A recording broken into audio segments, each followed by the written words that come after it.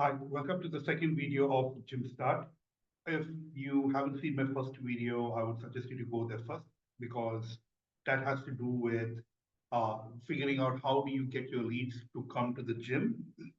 Because if you don't figure that out first, this video is not going to make sense. Because what we're going to talk about is once your leads do come to the gym and you actually have a sales conversation with them, wherein you show them the gym, you ask them the right questions, ask them about their fitness goals, what they've done in the past, what they plan on doing in the future, and stuff like that. You are going to come across certain objections that would come in the way before you close the deal.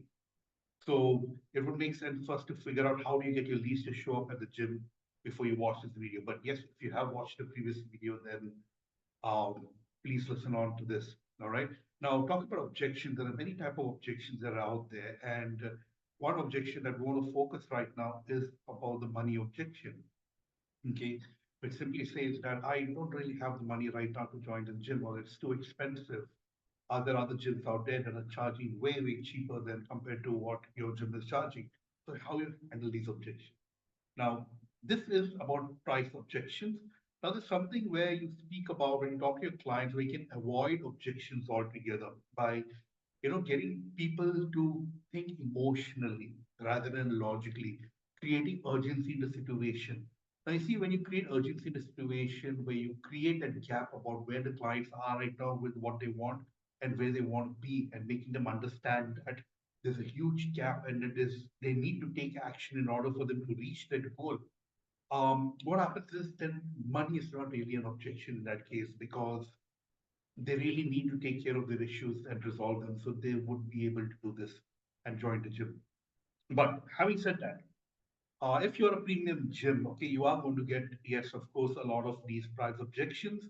You will find a certain amount of people who don't really have the financial capacity to even pay for your gym because when you're doing leads, okay, yes, you can kind of work around the type of leads based on the income bracket and stuff like that, but you will still find people who don't really make that kind of money and they might not necessarily be able to afford your gym. Now, no matter what you do from your side, there could be instances where you would have certain people you're not going to get converted for this reason. Although I do believe that there are instances where if there's extreme urgency created, okay, extreme urgency, these people will very much find a way to afford your gym and come back, either borrowing money, using credit cards, selling something, whatever it might be. So I would say yes, people have will find a way if you create an extreme urgency. But let's say that not everyone is going to be your client. Not everybody deserves to be a client. All right. So sometimes if you feel that if it's taking too long to convert, you might as well start focusing on the next person. All right. Now, having said that, let's look at the slides. Okay, on 5 things you can do to fight price objections like a pro. So there you go. How to fight price objections like a pro. We're going to quickly run through these slides so you kind of understand what we are going to be doing here. All right. I'm going to just open the screen, make it larger.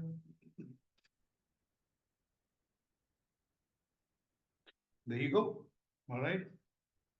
So point number one is identify emotional motivators. Let me read it out for you first. Ask questions that tap into the prospect's emotional reasons for joining the gym. For example, what specific goals are you hoping to achieve here?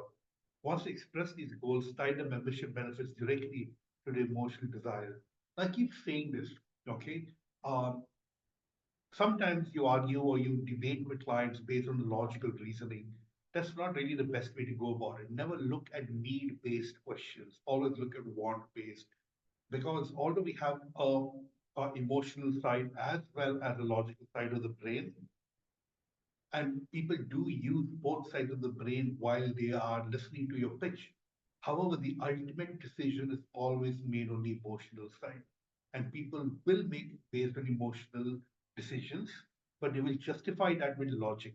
So try as much as possible to use emotional motivators.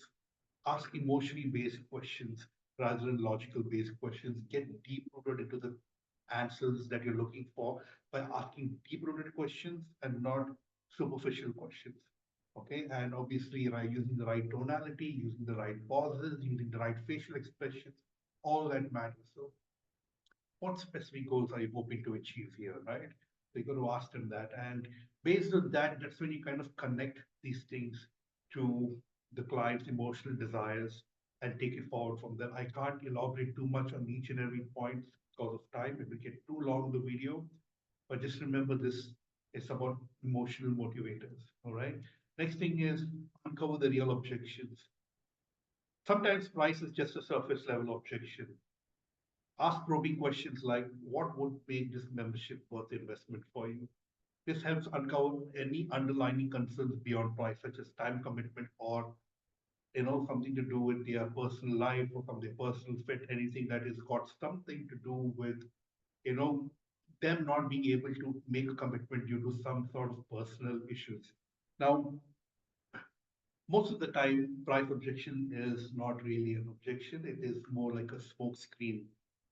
I don't really have the money right now. And it's actually not really true when someone says that. They will find a way to make the money if it really matters.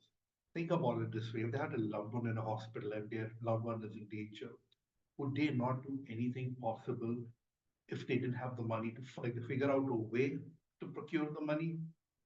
That's why you have crowdfunding apps these days, right? Why would you do that? Because I'm not saying crowdfund your gym membership, but do you see what's happening here when they don't have the money, but the urgency is really high? That's where crowdfunding comes in. That only goes to say that money really is not the objective. Okay, so you kind of want to ask what really is the objection there. Some stuff like, so I get it. Okay, thank you for sharing that. So I get it, but just off the record, money aside, do you really feel this is something that would work for you? Then they would say yes, most likely, if you explained everything the right way. Uh, how do you feel you could figure out a way to arrange the funding so you'll be able to X, Y, Z? So you got to ask more deep-rooted questions and make them think. Never suggest them stuff. Ask them what do they feel they need. Okay, more on that probably in the other videos. Next one is reframe value versus cost. Use questions to highlight long-term value of the gym membership compared to the cost. For example, how important is it for you to invest in your health right now rather than dealing with costly health issues later? So what you're doing is, yes, sir, okay, I get it. Like this is an expensive gym, but look at the stuff that we have over here. Didn't you just tell me that you want to lose weight so that your back problem goes away, so that you'll be able to go to trekking with your wife and kids? And you've gone to cheaper gyms before and it's not really worked for you because the people were not professional enough. How important is it for you, sir, to actually lose that weight so you'll be able to do X, Y, and Z? So you see what you're doing over here is you're kind of attaching to value. When the value is high, price becomes irrelevant to a certain extent.